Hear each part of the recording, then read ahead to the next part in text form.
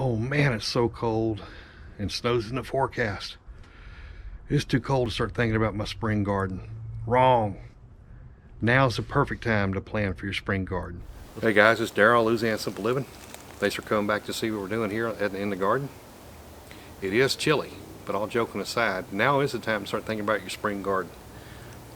Back in June, Louisiana State University Agriculture Center decided to do a home gardening certificate program, an online program, and they were expecting 2,000 to 3,000. They got 30,000 people. I know a lot of you are interested in starting your own garden. You just don't really know where to start. One of my goals, at least for the first quarter for 2021, I want to be able to use my channel to help lead, to help influence, to help maybe inspire 1,000 or more of you watching to go ahead and start your backyard organic raised bed garden.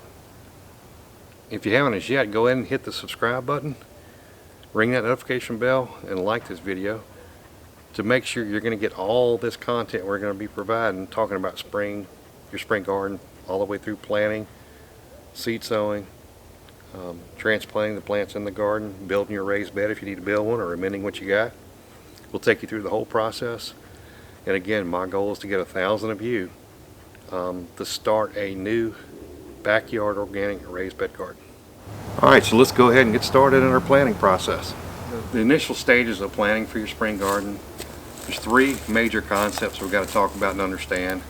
Number one being the USDA Plant Hardiness Zones, the first and last average freeze dates for your zip code or your area. And of course, the last freeze date is the one that we're concerned about from the spring planting or spring planning. And we'll talk about various state, local resources, college, university resources. Specifically in Louisiana, we have the LSU AgCenter puts out a planting guide, so we'll kind of hit on that for those of you in this area. The first of these topics is to identify what plant hardiness zone you are located in, and we'll kind of dig into what that means to you in your garden. The Plant Hardiness Zone map is published by the USDA, which is the United States Department of Agriculture. The change in color designates the change between each zone, which is based on an average annual minimum winter temperature divided into 10 degrees Fahrenheit zones. They are then further broken down into A and B, which are basically 5 degrees Fahrenheit intervals. The USDA does provide maps at the national level, but it also breaks down into regions, as shown here, the South Central U.S., which is Louisiana, Arkansas, Oklahoma, and Texas, and then it breaks down for each state. So this is the Louisiana Plant Hardiness map, and as I indicated, I'm in 9A, but if you go down toward the coast, toward the Delta, that's 9B. And what this tells us, the zone that I live in, which is 9A, we have a average minimum temperature of 20 to 25 degrees Fahrenheit. There are other plant hardiness maps that are presented actually worldwide or in other countries. But if you're in the U.S., the USDA is going to have a map that you can go and look at and figure out what zone you are in. Now, why is this important to your garden? Well, the USDA put out the plant hardiness zones to give you an idea of what plants can thrive or survive in your particular region's climate. Now, when we talk about whether it survives or not in your climate, two terms we got to talk about. One's perennial and one's annual. And a perennial is something that you plant, and you plant it one time and it keeps going. So as you go through the winter, it may knock it back, but then come spring, it'll grow back up. Whereas an annual is something you have to plant every season, every year. The plant doesn't last, the duration throughout the year. So when you look at what the average temperature, minimum temperatures are in the plant hardiness zones, it gives you an idea of what you can have that is a perennial that can last throughout the year, or it'll be killed from the cold of the winter. Now, the one thing the USDA plant hardiness zones don't do is really, they don't really deal with the nuances that may be at your particular location. Let's say maybe you're in a deep valley. We don't have a whole lot of valleys or deep valleys in Louisiana, but say you're in a deep valley, you may have a different kind of microclimate. Let's say you're live on a lake, you may have lake effect kind of deal that goes on there, where it's colder, are a lot windier than other people or other locations within your zone. So the plant hardiness zones, it's not perfect, but it does give us a baseline to work from. And when you do look at your seed package, you look at your plant labels, it will refer to the plant hardiness zones as a reference. So it's not a perfect tool, but it's a good basis to use. Alright, let's switch off of plant hardiness zones and we talk about the next topic, which is your first and last frost/freeze date and how critical that is to your spring garden. Alright, the chart shows for East Baton Rouge Parish, and it's actually at a zip code level, the first and last frost or freeze dates with the probability. And if we look at the chart, if you see the spring 32 degrees Fahrenheit, which is basically your last frost/freeze. So this is telling us there's a 30% chance we will see a frost or freeze on March 7th. Yeah, this information, it comes from the National Climatic Data Center. Yeah, you can go to various places out on the internet, Farmer's Almanac, places like that. You can go and put your zip code in. It'll give you this kind of information, so it's readily accessible. I'll put a couple links down below to give you an example. Alright, so what does this mean to us in Zone 9A? So if you want to sow seeds indoors, you got to figure out when you got to start your seeds, so they'll be at the optimum size, ready to transplant once it turns warm.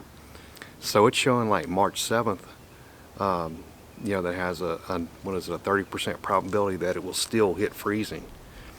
So if I go and sow my seeds inside under a grow lamp, and you want to typically back up, just depends upon the type, but 6 to 8 weeks from when you're ready to plant it out in the garden. So that March 7th date says if I back up 6 or 8 weeks, which will be in another week or two here in Zone 9A, if I start my seeds and I decide to plant them on March 7th, then I'm taking at least a small risk. There's a 30% probability if I plant them that I'm still going to see a freeze or a frost by that point. So what I'll probably do is back up a week or two and plant them mid-March. So it's important we understand that date, the risk that's involved, that probability number, and when we can go ahead and safely, within a certain measurable amount of risk, plant them out in the garden and not get affected by the last freeze or frost. Yeah, and with all that in mind, I'll probably wait until mid-March. You go another week and I have to go and pull it up and see what it looks like, but March 7th, so 30%. If you push it back another week or two, then you're in a lot better position, low risk to go ahead and plant outside. Now let's say you do decide to go ahead and plant outside March 7th, there's 30% probability it'll freeze. There's still some things you can do as preventative measures, and you can kind of see the PVC pipe in the background of this view. That's where my hoop houses are for some of the plants that are susceptible to the freeze. You can use those kinds of hoop house with ag fabric to give you a 5, 6, 7 degrees protection. But you can also, man, if you got like some buckets, you got some old plastic trash cans, maybe you got at Dollar Store, Dollar General, you can actually put those over the plants. If it's going to get close to freezing, you can put those over the plants. It'll protect them. And look, I get it. I'm always pushing up against that date and the probability of figuring out the risk of planting. And will it freeze again? I don't know. So I understand it. I'm tempted to get my plants out as early as I can. I love a spring garden. But be smart. Make sure you look at the data. Understand where your weather patterns are for your particular locale. All right, the final topic today is going to be about our state and local resources, as well as university and college resources that are available to you.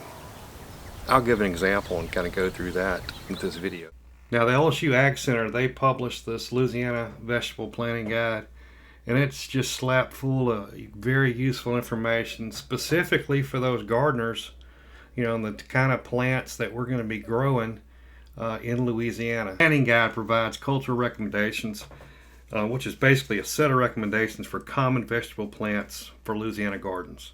As you can see, it provides optimal dates for planting both in the spring and the fall for both North and South Louisiana, along with depth to plant the seed, space between plants, and average days until harvest. Now, plant spacing is primarily based on traditional row gardening, not raised bed gardening, so keep that in mind. Yeah, the LSU Planting Guide also provides a listing of recommended varieties for Louisiana gardens. Now, I don't always plant these varieties, but it's a good bet that if you do, they'll probably have some pretty good success in the Louisiana garden. Yeah, the reason I don't necessarily always use these varieties is because I just like to experiment. I like to do things new and just try different varieties I've never tried before. And I'm sure all the other states have something similar. And in the universities and colleges, again, I'm sure there's either a state agriculture extension or different resources at those schools. And of course, another great resource of information is to go by your local plant nursery. They're a vast amount of information, and again, more specific, localized information that'll help you in your garden.